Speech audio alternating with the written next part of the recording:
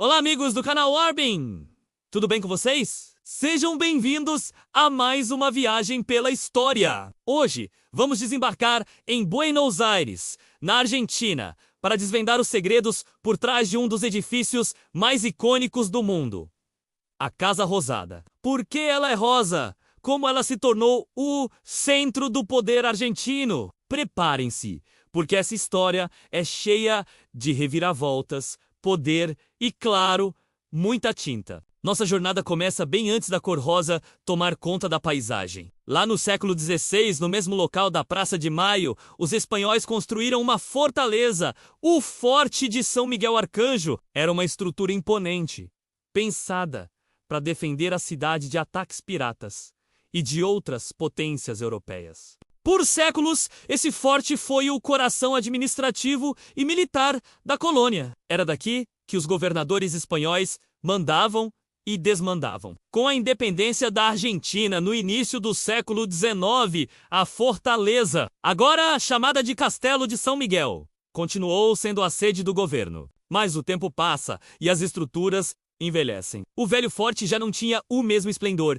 e, sinceramente, já não combinava com as ambições da nova nação. A Argentina queria mostrar ao mundo sua força e modernidade e precisava de um palácio presidencial que refletisse isso. Foi então que, em meados do século XIX, começou a grande transformação. O presidente Bartolomé Mitre iniciou uma reforma, mas foi o seu sucessor, Domingo Faustino Sarmiento, que deu o passo decisivo. Sarmiento era um homem de visão, obcecado por educação e progresso. Ele queria modernizar Buenos Aires e a sede do governo era uma Peica-Cheve nesse quebra-cabeça. É aqui que a história da cor começa a ganhar forma. Existem várias teorias e eu vou contar as mais famosas para vocês. A primeira, e talvez a mais romântica, diz que a escolha do rosa foi uma tentativa de paz. Naquela época, a Argentina vivia uma rivalidade política intensa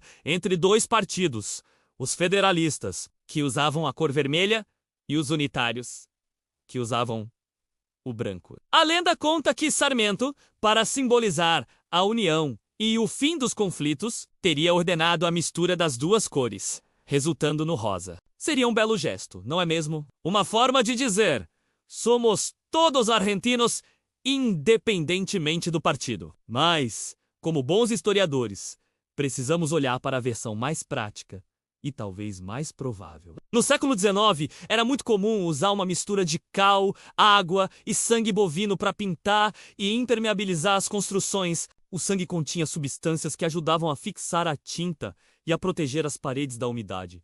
Um problema sério em Buenos Aires. Ao secar, essa mistura adquiria uma tonalidade rosada. Então, a cor que hoje é um símbolo nacional pode ter surgido de uma simples necessidade técnica da época. Qual versão vocês preferem? A política ou a prática?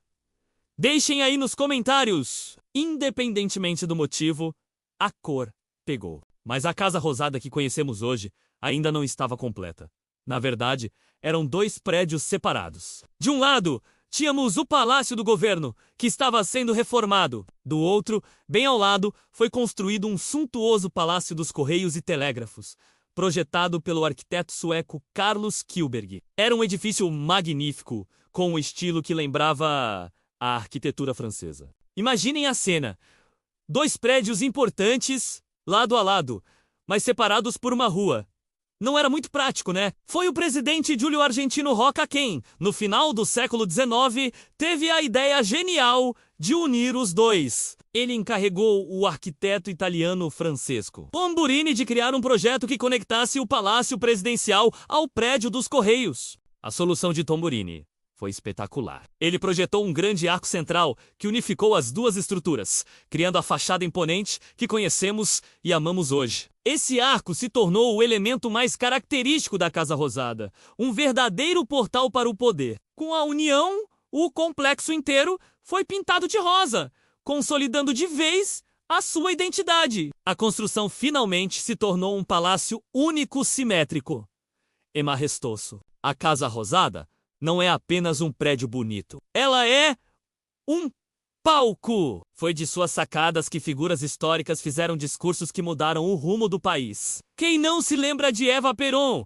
a Evita, falando para multidões apaixonadas? Sua imagem na sacada da Casa Rosada se tornou um ícone mundial, simbolizando a conexão direta entre o líder e o povo. A praça em frente, a Praça de Maio, transformou-se no principal ponto de encontro para manifestações populares, celebrações e protestos. Lá dentro, cada salão conta uma história. O Salão Branco, por exemplo, é usado para as cerimônias mais importantes do governo. É onde os presidentes recebem embaixadores, assinam tratados e fazem anúncios cruciais. Já o Pátio das Palmeiras, um oásis de tranquilidade no coração do poder, oferece um respiro em meio à agitação política. O edifício também abriga o Museu da Casa Rosada, localizado nos subterrâneos, onde ficavam as galerias da antiga fortaleza. Lá, os visitantes podem ver de perto artefatos históricos, restos da alfândega do século XVIII e objetos que pertenceram a presidentes, contando a história da Argentina desde os tempos coloniais até hoje. É uma verdadeira viagem no tempo, bem debaixo dos pés do presidente. Ao longo do século XX, a Casa Rosada passou por várias restaurações para preservar sua estrutura e, claro, sua cor emblemática. Manter esse tom rosado perfeito exige um trabalho constante de manutenção. A cor, que um dia pode ter sido um acaso técnico ou um símbolo político, hoje é parte inseparável da identidade argentina. E assim, de uma fortaleza colonial a um palácio dividido e, finalmente, a um ícone unificado. A Casa Rosada se firmou não apenas como a sede do governo, mas como o coração pulsante da Argentina. É um monumento que testemunhou revoluções, crises, celebrações e discursos que ecoam até hoje. Um lugar onde o passado e o presente se encontram todos os dias. E aí? Gostaram de conhecer a incrível história da construção da Casa Rosada? É fascinante como um edifício pode contar tanto sobre um país. Não acham? Espero que vocês tenham se sentido lá na Praça de Maio, olhando para essa maravilha da arquitetura. Gostou? Então não se esqueça de curtir este vídeo, compartilhar com seus amigos que amam história e arquitetura. E o mais importante, siga nosso canal para ficar por dentro de todas as histórias do mundo. Sua inscrição nos ajuda a continuar trazendo conteúdos incríveis como este. Muito obrigado pela companhia e até a próxima!